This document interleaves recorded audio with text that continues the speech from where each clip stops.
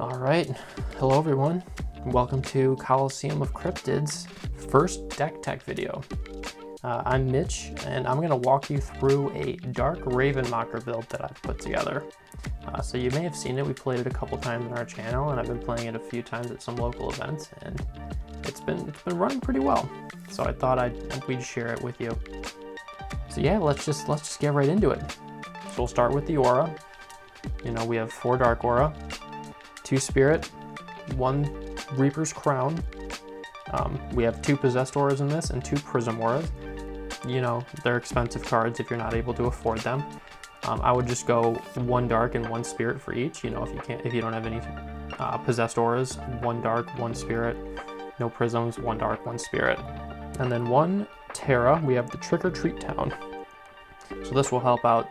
You know, there's quite a few cards in here that have a nighttime bonus. Okay, so let's get into the beasties now. So we'll start with the most important one of this entire deck, and that's the Ravenmocker. So this is from the new native set.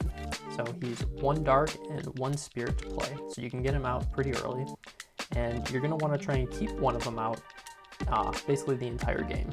So all the rest of the cards, they all have effects where they're going to try and boost your Ravenmockers. So the whole point with Ravenmocker is you're going to want to try and keep as many beasties moving into the afterlife as possible. Now, when you have them out in the field, it's a little bit easier because any beastie that's destroyed goes right into the afterlife. So when a beastie is destroyed, you're going to be able to caw to give a Ravenmocker 30 LP boost. So he can slowly just kind of keep gaining LP and make him beefier and beefier. Then, when it's time to attack with him, he hits for plus 15 damage for each beastie in all afterlives. So early on, you know, he's only hitting for 10. You know, if you're able to get Trick or Treat Town out early, he's hitting for 30. But it's that plus 15 that really adds up if you're able to start recycling beasties into the afterlife. And another cool thing with him is that you're able to caw at any time to play this page. So at the end of your opponent's turn, you can caw, play him, he comes in fatigued, and then start your turn, and then basically have him awaken just with everything else. So essentially it almost gives him fleet. So it's kind of cool, a fun little trick to keep in mind. The next card in here is the DC Demon Cat. So this guy can get pretty annoying pretty quick. He's the same thing as Ravenmocker, 1 Dark, 1 Spirit to play.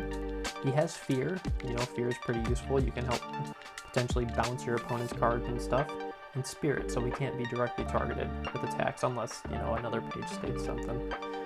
But the reason I like to play him is for his attack effect. You know, if this attack damage to caster, that caster sends the top page of their spellbook to the afterlife. So there's the first effect that procs Ravenmocker. You know, you're not always going to get your beasties, but you're going to force your opponent to recycle their cards and put it into the afterlife. And eventually, they'll hit a beastie, and you can start beefing up your Ravenmockers. So I have 3 of those guys in there. The next card is the Promo Mothman. He's he's a necessity in any dark deck, I would say. He's too good. You know, he's only 3 Dark Aura to play, so you can still get him out, you know, early to mid game. And if you do, he basically makes it so any of your opponent's beasties come in with Scared. That's pretty powerful. You know, your opponent has to flip a coin every time they want to try and fatigue one of their beasties while he's out in the arena. So you have some control with that. Yeah, so after that we have our witches column here. So yeah, we have the 3 Chibi Salem's witches. You know, 1 Dark Aura to play. They're pretty small, 10 LP, but they do have flight, so they can dodge some stuff there. The cool thing with her is she's primarily in this to pull out the Salem's Witches and Sarah Good. When you contract, you're able to search your spellbook for a page named Salem's Witches and add it to your chapter. So, you know, you have Salem's Witches, and then remember that Sarah Good also is named Salem's Witches, so you can pull her out as well. Now, with the Chibi Salem's Witches, you're kind of going to try and sacrifice them, you know, just swing into something you know it's going to kill, that's going to swing back and kill it, because it has a destroyed effect that you can pay 1 Dark Aura and place a page named Salem's Witches from your chapter, limbo, or afterlife into the arena awakened. So you can essentially just recycle your Salem's Witches and Sarah Good, which is super nice. So we'll go into Salem's Witches now. So you're normally not going to be playing these for the aura cost, but if you are, it's 1 neutral and 3 dark to play. They do have flight, so they can avoid some stuff. You're primarily going to be bringing her out with when a Chibi Salem's Witches is destroyed. So basically the whole point of her is she makes it so your spells in your chapter cost 1 less aura. And then her power is kind of one of the big reasons that she's in this deck. So you can fatigue her, and you can accuse a target with at least 4 pages in their chapter. So if they do have 4 pages, then the chosen caster discards 2 pages at random from their chapter. If there's a spell, then basically nothing happens, but if there isn't a spell, then the next spell that they contract, they don't have to pay the aura cost. So it's a little dicey where you potentially could give them a big boost by allowing them to play, you know, a pretty hefty spell. But that discard is basically why she's in there. It basically allows you to boost up your Ravenmocker. And then Sarah Good is nice because you're able to search out a dark or a light spell from your chapter when you contract her. So that's why she's in here. So after the witches, we have our Sentry Box Devil. So the Sentry Box Devil is nice because if something dies in your side of the arena, it forces the opponent to also kill something. So, you know, you kind of get a card like an eye for an eye, you know, and then that's plus 30 damage to Ravenmocker's attack, and then yeah, you can call 1 time to get 30 LP added for one of those beasts that gets destroyed. And you can also use its power too if someone attacks the Sentry Box Devil to bring its LP down to 0 to negate that arena effect. You can just fatigue it, have it gain 20 LP back, and then kill one of your beasties to give him his LP back. So you get Sentry Box Devil his LP back, you boost Ravenmocker, you know, it's a pretty helpful card. After that, we have our Chassis Gallery. Now this guy's a little bit beefy, 2 Spirit, 3 Dark to play, but he is 100 LP, flying, and unblockable. So he's primarily in here as a little bit of a board wipe. You know, if you're going up against something like light elementals, you know, something that spreads pretty wide. Its attack states that whenever this attack destroys a beastie, destroy all beasties in the arena that share the same name or are named Snipe. So you can just kind of, you know, get hit with 1 light elemental, you can wipe them all out. Kill 1 Octena, you can take them all out. Stuff like that. So it's pretty helpful. So that's the last beastie we have in here. Now let's get into the spells. So the first spell I have in here is Caw of the Ravenmocker. So this, as you can imagine, is basically just a way to move cards into the afterlife to boost up your Ravenmockers. It's 3 dark to play. You know, if you get Salem's Witches out, you can play it for 2, which is nice. But the main effect is target opposing caster discards 2 pages from their chapter. So, you know, just keep your opponent's chapter small and just keep boosting up the Ravenmocker by having them throw away their cards. So this card I've been debating about taking out. Death Beam, you know, it's from Cryptid Nation. It's 3 dark to play. Basically, target beastie is destroyed.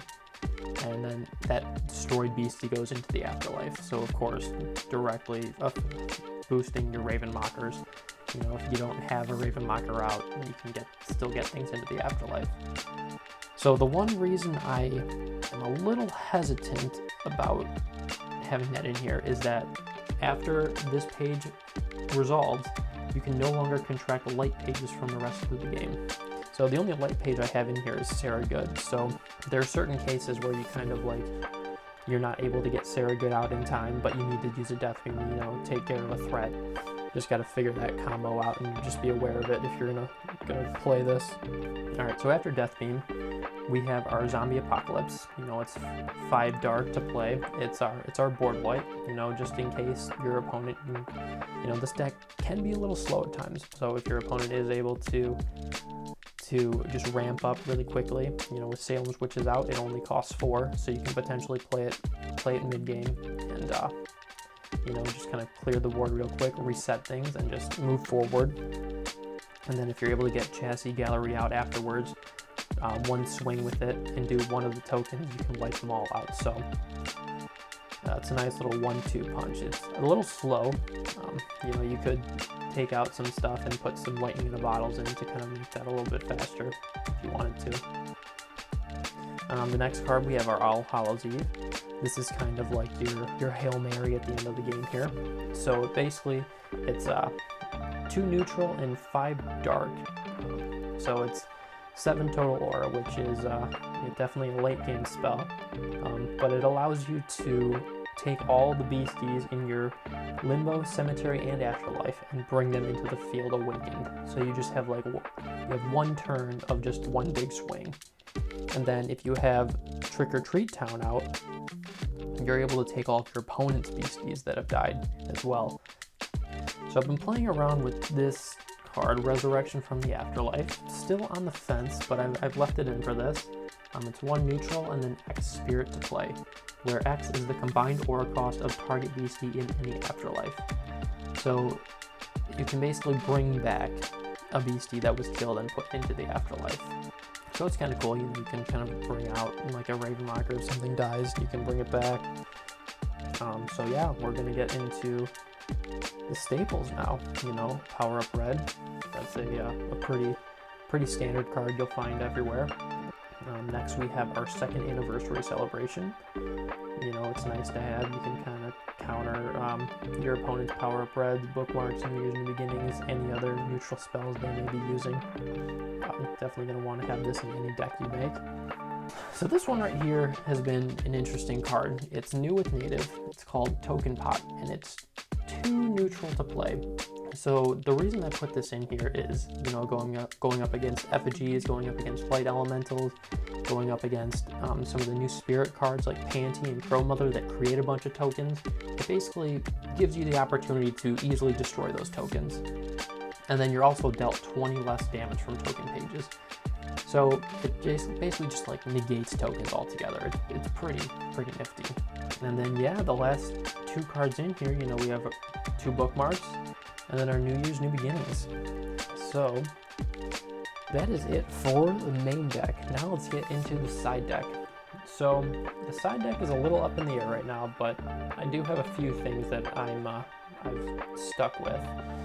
The first being Cursed Contract. I have 2 of these in there. It's a nice spirit counter. Basically, I have this in here to play against water mainly, to prevent Flood the Earth. You know, Flood the Earth normally can't be prevented, but this changes the name of that spell, or changes the effect text of the spell. So it actually does counter Flood the Earth. So that's nice to have. I have 2 of those in there. The next card, I have 3 Dampens. So this is primarily the counter spell that I'll be using when I have to side it in, primarily for embedding the soul, since you can't use Cursed Contract against it. Being able to stop those. After that, I have a playset of Hateful Demise. So, you know, some more siding mainly for water and light. Being able to take out the frogs and the Ectenas when you need to. Next, I have 2 Cabinet of Skulls. So this is a new card with native, and this is definitely just for embedding the souls. Well, embedding the souls and effigies if you go against them. It's essentially an artifact board wipe. So the rest of the side deck's kind of up in the air. But yeah, that about wraps it up for this. If you guys have been trying to build something like this, yeah, we'd love to hear what you guys have done and done differently that has made the Ravenlocker successful. But yeah, we'll definitely be coming up with more deck techs in the future here. If there's something that you guys want to see, you know, let us know. We'll be happy to throw something together and start playing it out. All right, well, that is it for us here at Coliseum of Cryptids. Thanks for watching, and we'll catch you in the next one.